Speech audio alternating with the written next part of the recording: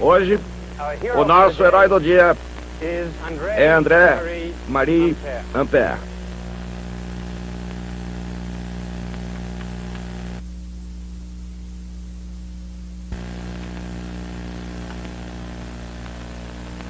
Ampère foi educado sob a influência do filósofo Rousseau, o que significa que ele jamais foi realmente ensinado. Foi simplesmente colocado numa boa biblioteca e lhe disseram: vamos, aprenda. Em seu caso, isso parece ter dado muito certo. Ampère ficou conhecido por ter aprendido latim sozinho e por ter lido Euclides, Euler, Bernoulli e vários outros matemáticos. Na época, quando tinha 14 anos, no ano de 1789, explodiu a Revolução Francesa. O pai de Ampère era juiz em Lyon e, no cumprimento de suas funções, condenou um jacobino à morte na guilhotina. Quando os jacobinos tomaram a cidade, o pai de Ampère, por sua vez, foi condenado a morrer na guilhotina. Durante toda a vida, Ampère sofreu as consequências de um conflito muito comum nas sociedades mediterrâneas. Um conflito entre um pai céptico, descrente, e uma mãe católica profundamente religiosa. Isso fez com que, durante toda a sua vida, elaborasse grandes esquemas metafísicos que nunca significaram grande coisa. Sua vida pessoal foi extremamente difícil, de certa forma parecida com a de Kepler, se é que vocês estão lembrados de Kepler. Não somente seu pai morreu na guilhotina, mas sua primeira mulher, com quem havia casado em 1799, morreu apenas 4 anos depois. Divorciou-se da segunda, uma megera. Teve um filho, um vagabundo inútil. Teve uma filha e recebeu um dote e casou com um oficial maluco do exército. Durante toda a vida, teve pouco dinheiro. Sua vida profissional foi ainda mais estranha. A partir de 1800, Ampère foi matemático durante 15 anos, nada extraordinário, apenas competente. Em 1815, agiu com acerto ao mudar de profissão e tornou-se químico. Ele revelou-se quase um grande químico. Ele quase descobriu o elemento cloro, quase descobriu o iodo e quase descobriu a lei de Avogadro. O que o resto do mundo chama de a lei de Avogadro é conhecida na França como a lei de Ampère e Avogadro. De qualquer maneira, em 1820, Ampère tinha 45 anos e era uma figura totalmente sem relevância no mundo da ciência. No entanto, ele diferia de uma maneira crucial de qualquer outro cientista da França. Ele acreditava na possibilidade de ocorrerem importantes descobertas científicas fora da França. Em 1820, a grande descoberta de Ørsted atingiu a Europa como um raio num dia de céu azul. Os outros acadêmicos franceses recusaram-se a acreditar na descoberta, pois era impossível que algo tão importante pudesse ter sido descoberto em Copenhague. Ampère abraçou imediatamente a descoberta e começou a estudar suas consequências, fazendo assim suas grandes descobertas. O que nos traz ao nosso assunto de hoje. Preciso que todos fiquem de frente para mim num ângulo de 180 graus, nesse ponto ali. Isso não inclui as pessoas atrás de mim. 180 graus é 180 graus. Todos. Todos lembram como contar os passos agora. Não tragam a caixa de volta. Algumas pessoas querem trazer a caixa de volta. Todas as caixas estão ali. Ninguém deverá voltar e dizer: Sargento Fillmore, ela não está lá. Trouxe uma classe até aqui a semana passada e elas estavam lá.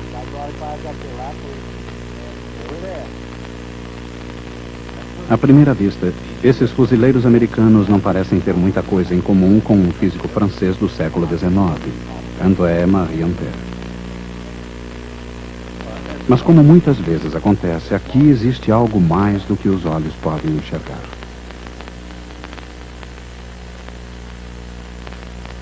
O desafio de Ampère foi explicar um mistério da natureza, comum, mas muitas vezes desconcertante.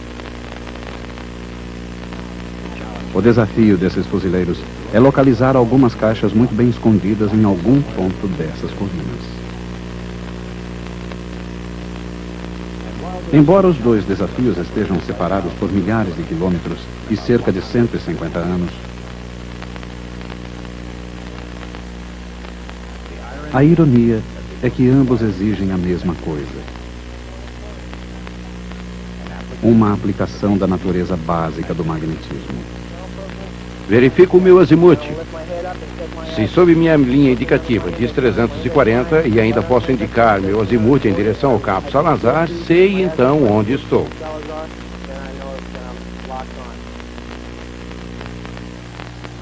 Em 1820, Hans Christian Ørsted descobriu que as correntes elétricas produzem forças magnéticas e que essas forças fazem com que os ímãs apontem sempre no sentido perpendicular à direção da corrente. Essa foi uma grande descoberta científica, mas até que Ampère conseguisse determinar as consequências da experiência de Ørsted, ela não seria muito mais que uma única peça de um complexo quebra-cabeça. Começo a marchar até passar pelo objeto. Estou contando os passos a partir do meu último movimento. Como qualquer pessoa se iniciando num campo novo, Ampère deu um passo de cada vez, armado com a descoberta de Ørsted. Vou fazer o contrário e dar 3 passos nessa direção. Quando chegar aqui, farei outro movimento. Alinho novamente meu azimuth. Esses americanos possuem pelo menos uma vantagem que Ampère não possuía.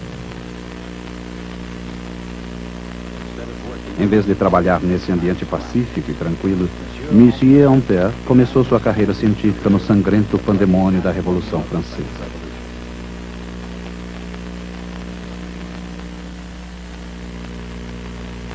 O pai de Ampère, Jean-Jacques, era um juiz de paz rotulado como um inimigo da Revolução. Ao se aproximar da guilhotina, o velho Ampère rabiscou um bilhete de despedida para a mulher. Não a deixo rica, nem mesmo em situação confortável. Minhas maiores despesas foram na compra de livros e instrumentos matemáticos indispensáveis à educação do nosso filho. Essas despesas constituiriam um sábio investimento. Considerando os feitos do filho, o dinheiro do velho Ampère foi realmente bem aplicado. No auge de sua carreira acadêmica, Ampère era conhecido como um filósofo natural, conhecedor dos caminhos da ciência e de como ela pode explicar alguns dos mais fascinantes mistérios do universo. Hoje, Ampère é mais lembrado pelo seu trabalho no campo da eletricidade e do magnetismo. E esse trabalho se baseou no fato de que uma corrente elétrica que atravessa um fio longo e reto produz um campo magnético que circula em torno do fio. Mas como a intensidade do campo depende da distância ao fio?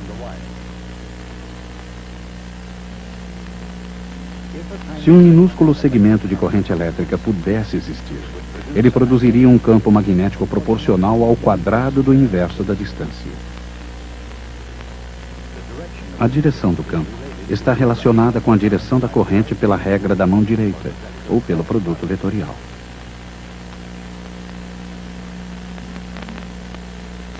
O campo seria maior quando o segmento de corrente e o vetor da distância fossem perpendiculares.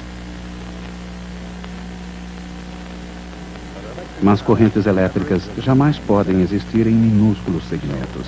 Qualquer campo magnético real deve ser encontrado adicionando-se ou integrando-se às contribuições devidas a cada segmento de uma corrente fluente. O campo devido ao fluxo de corrente num fio longo e reto é sempre perpendicular ao fio e diminui com o inverso do quadrado da distância ao fio. O resultado é um campo circulante. As linhas de força são circunferências concêntricas com o fio. e a intensidade do campo é constante ao longo de cada circunferência. Por outro lado, se um fio for encurvado para formar uma espira, a corrente que passa através dele produz o que é conhecido por campo dipolar.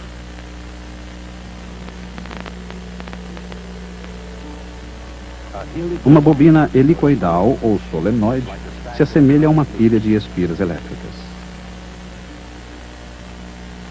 Ela produz um campo muito semelhante ao de um ímã.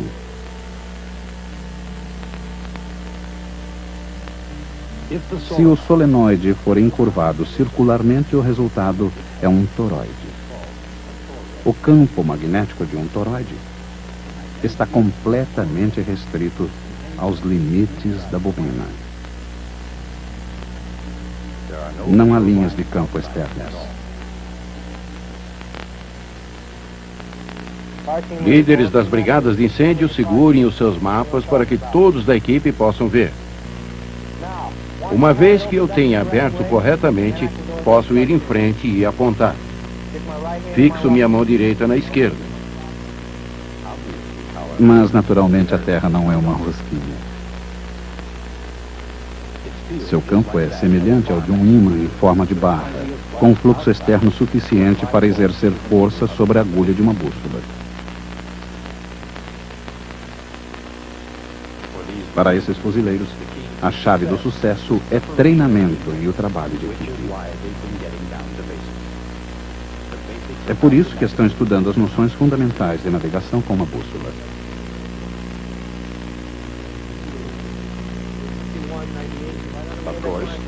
Naturalmente, mesmo entre especialistas. E mesmo com a ajuda de uma bússola, ir de um ponto a outro pode ser um grande desafio. Sigam essa área gramada até onde ela parece despencar da borda da Terra. Mas esse desafio não é menor do que a tarefa a que Ampère se dedicou nos primeiros anos do século passado.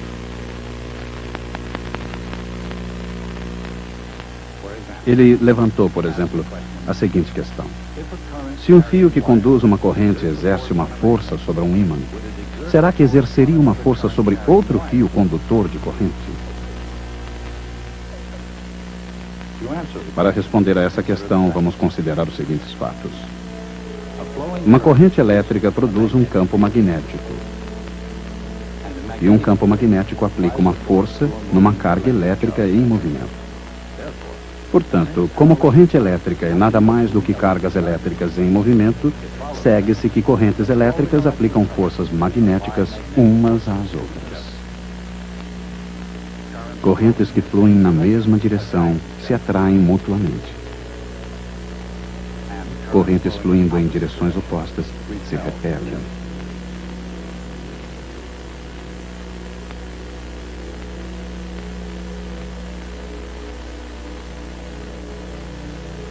De fato, a unidade de corrente elétrica é definida em termos da força entre dois fios.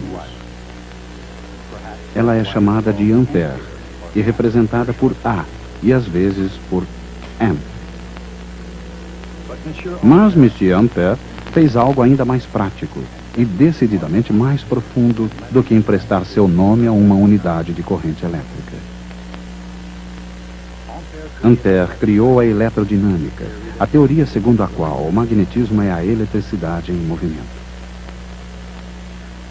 Foi uma teoria promissora e que, entre outras coisas, pôde explicar os campos magnéticos produzidos por fios retos, espiras circulares ou até mesmo por toroides. Mas e o campo de um ímã tipo barra? Também aqui, Ampère teve a ideia correta. A ideia de que deve haver correntes dentro do próprio ímã.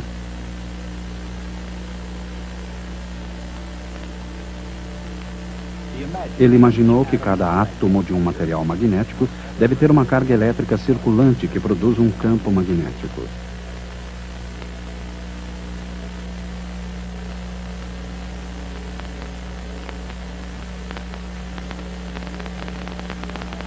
De fato, A Terra em rotação possui cargas elétricas circulantes no seu núcleo, que produzem o campo magnético que direciona a agulha da bússola.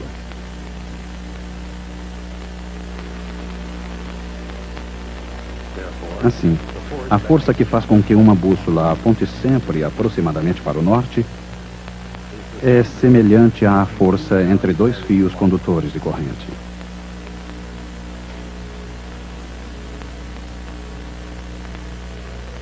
Mas para aplicar essa força é preciso muitas vezes paciência e precisão.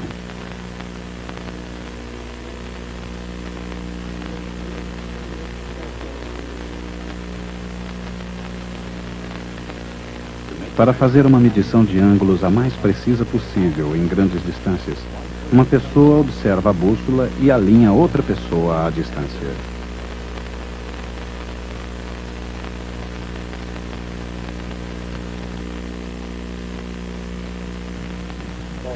Cerca de 52 graus magnéticos. Desenhe-os aqui com o transferidor.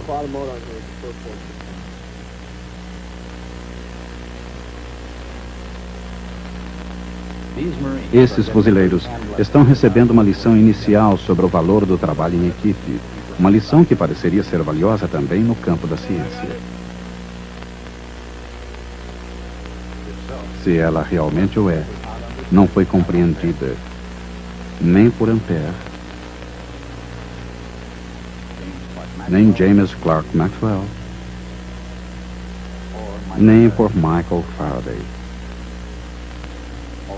Embora em suas épocas os cientistas tendessem a seguir cada um o seu caminho, Ampère e Faraday fizeram um trabalho paralelo.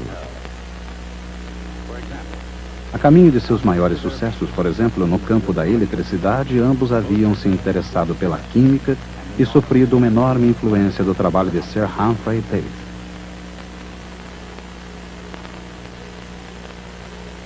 Mas Faraday e Ampère seguiriam caminhos diferentes.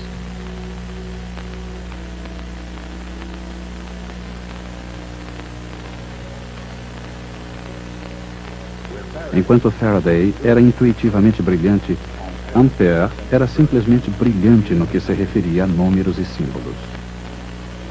A lei que tem o seu nome é uma descrição matemática do campo magnético, ao mesmo tempo similar e diferente do campo elétrico. Num campo elétrico, nenhum trabalho é realizado quando uma carga é movida ao longo de uma trajetória fechada, retornando ao seu ponto de partida. A variação no potencial elétrico é sempre nula. Portanto, quando se parte de qualquer ponto e se segue qualquer trajetória e se retorna ao mesmo ponto de partida, a variação no potencial elétrico é sempre nula. Assim, a integral de linha do campo elétrico ao longo de qualquer trajetória fechada é sempre zero. Esta é uma propriedade básica dos campos elétricos.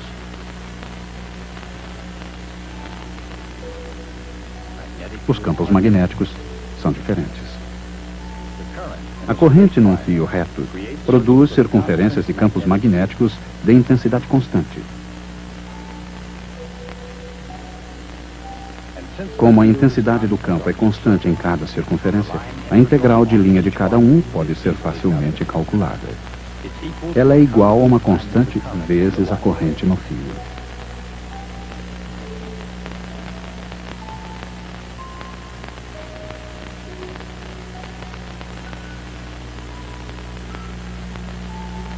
O resultado é o mesmo para qualquer circunferência em redor do fio e, portanto, para qualquer trajetória em redor do fio. A integral de linha do campo magnético ao longo de qualquer trajetória fechada é sempre igual a μ0 vezes a corrente total que passa por essa trajetória. Esta é a chamada lei de Ampère. É uma das equações fundamentais do magnetismo.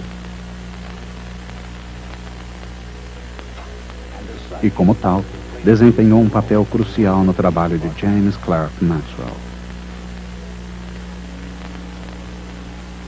Quando Maxwell sentou-se para produzir uma teoria única e coerente do eletromagnetismo, começou com o conceito intuitivo de Faraday sobre as linhas de força, com as leis do fluxo elétrico e magnético de Gauss, e com a brilhante ideia de Ampère de que todo magnetismo é elétrico em sua origem. Naturalmente, essas ideias precisavam ser expressas em forma matemática.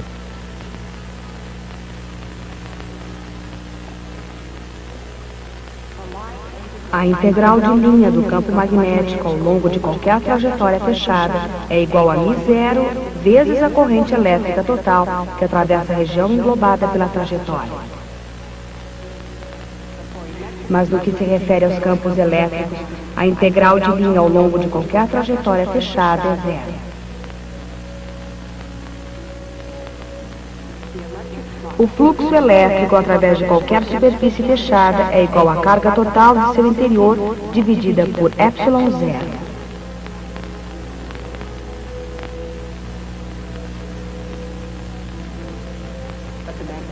Mas o fluxo magnético através de qualquer superfície fechada é sempre zero. Essas são as equações fundamentais dos campos elétricos e magnéticos constantes. Você só precisa se preocupar com o seu azimuth e ter a direção e a linha alinhados. É só. Com tudo isso em mente, digo-lhes, como já disse antes, não haverá uma ideia. Ninguém aqui deseja ser reprovado. Todos compreenderam a bússola. Todo mundo será especialista, certo? Agora chegou a hora das perguntas. A única pergunta tola é aquela que não foi feita.